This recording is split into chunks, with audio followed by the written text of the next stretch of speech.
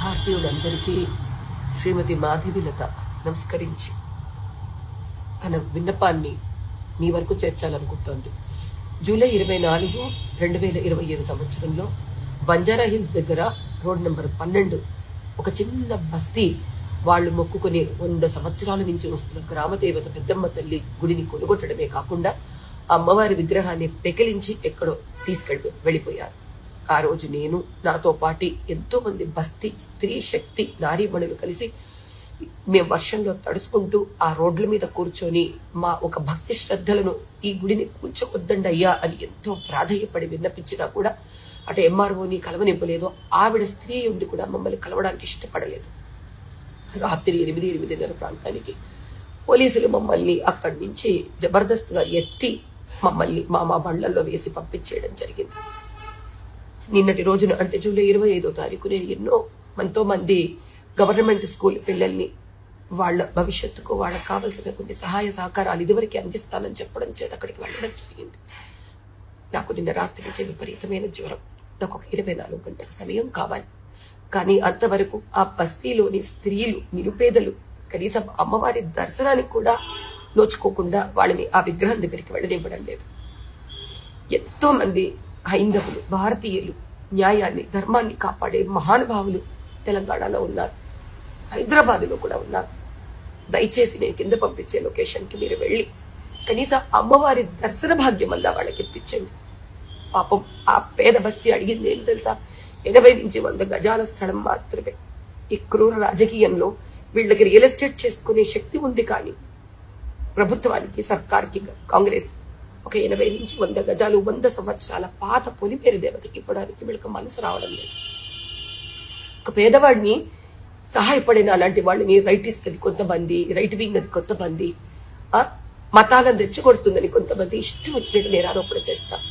కానీ ఒక హిందువా, ఒక ముస్లిమా, ఒక క్రిస్టియనా, ఒక సిక్కా, ఒక జైనాకి సంబంధం లేదు. ఒక బీదవాడు రాజకీయ నాయకుడు ఎదురు చేస్తాడని బతకడు. ఎవరు ఎలా అన్యాయం చేసినా తనకి ఆ పరమాత్ముడు, ఆ భగవంతుడే తనకు కేవలం న్యాయం చేస్తాడు ఏదో ఒక రోజు వచ్చి అని ఒక ఆశతో ఎదురు చూస్తాడు. అదే ధర్మం, అదే ఒక భక్తి, పేదవాడి భక్తి. దయచేసి హైందవులందరికీ ఈ విషయాన్ని అర్థం చేసుకోండి. దయచేసి రేపు నేను వచ్చే లోపల అక్కడ వాళ్ళకి ధైర్యాన్ని, సహాయ సహకారాలను అందించమని మనస్ఫూర్తిగా విన్నవిస్తున్నాను. ఇది రాజకీయం చేయొద్దండి. ఇది నాకు రాజకీయం కాదు. ఇది కేవలం భక్తి.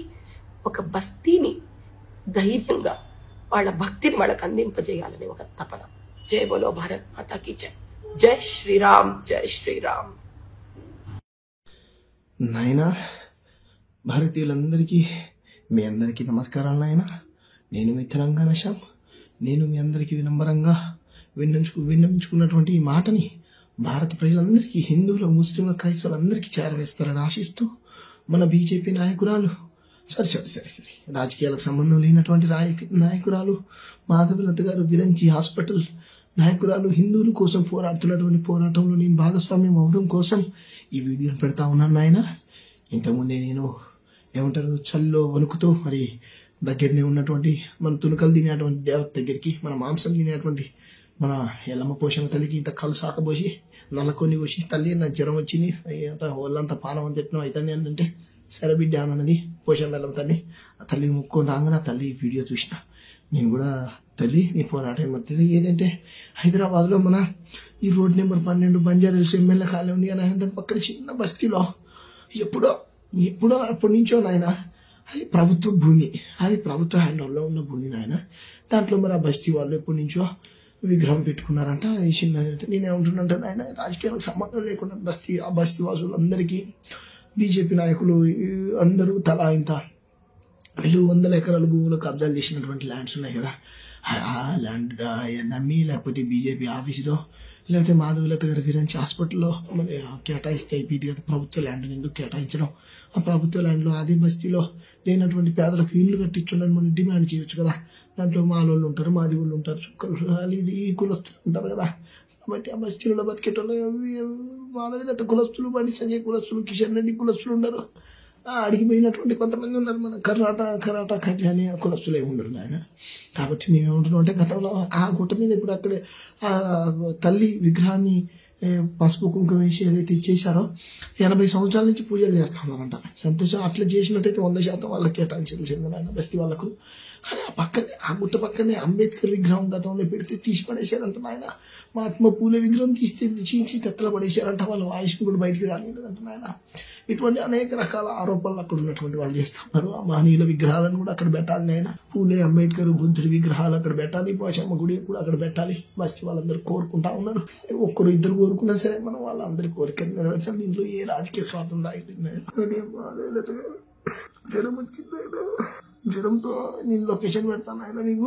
అదేలత గారు ఇలా ఇట్లా ఇంత హిందువుల్ని నరేంద్ర మోడీ గారు రాజకీయం చేస్తున్నారు. 11 సంవత్సరాల నుంచి హిందువులు పెట్రోల్ రేటు పెరిగి, డీజిల్ రేటు పెరిగి, మంచినీళ్ళ రేటు పెరిగి, గ్యాస్ రేటు పెరిగి ఉద్యోగాలు లేకుండా ఏడుస్తున్నారు ఆయన. ఉద్యోగాలు లేకుండా హిందువులు బాధపడుతున్నారు. మోడీ గారు ఇల్లు కట్టిస్తాం 11 సంవత్సరాల నుంచి హిందువులు ఏం రాజకీయం ఏం స్వార్థం ఉంటుందని కొంతమంది అంటారు. ఇప్పుడు మోడీ గారు ఇల్లు కట్టిస్తే హిందువులకే కదా ఎక్కువ ఇల్లు వచ్చేది. అడుగుతుంటే మమ్మల్ని కొంతమంది మేము సెక్యులరిస్టులు అని తిడుతున్నారు ఆయన. పాకిస్తాన్ అంటున్నాం, మేము ఇక్కడ ఓట్లు వేసాం, ఇక్కడ ఆధార్ కార్డు ఉంది మాకు, మా తండ్రి భారత రాజ్యాంగ నిర్మాత బాబాసాహెబ్ అంబేద్కర్ గారు. మీరు మేము నరేంద్ర మోడీ గారు మా పేదరికాన్ని నిర్మూలించండి, హిందూగా ఉన్నారు మీరు 11 ఏళ్ళ నుంచి హిందూ అని పేరు చెప్పి అంటే నిర్మూలించట్లేదు ఆయన.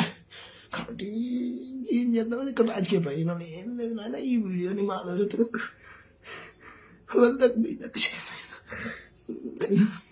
నా నెంబర్ నాయన కింద లొకేషన్ పెడతాను నాయన. మీరందరూ పోరాటానికి సిద్ధం కావాలి. ఇల్లు నరేంద్ర మోడీ గారు పేదరికాన్ని, హిందువుల పేదరికాన్ని నిర్మూలించేంత వరకు పోరాటానికి సిద్ధం కావాలి. లొకేషన్ తొందరగా పెడతాను ఆయన.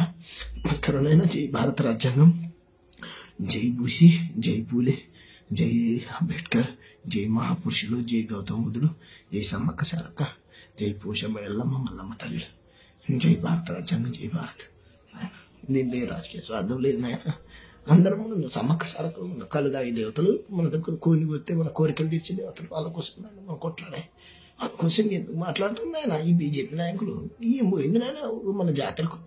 ఆసియా ఖండంలో అతి పెద్ద జాతరనైనా ఎప్పుడు 2-3 కోట్ల పైసలు ఎప్పుడు ఇచ్చింది లేదు నాయన. వచ్చి నరేంద్ర మోడీ గారు పరామర్శించి కోడిని తినది లేదు, కళ్ళు తాగింది లేదు నాయన. మన దేవతల ప్రసాదం ఇప్ప తినదు. ఎందుకు ఎంత పక్షి కోతాం.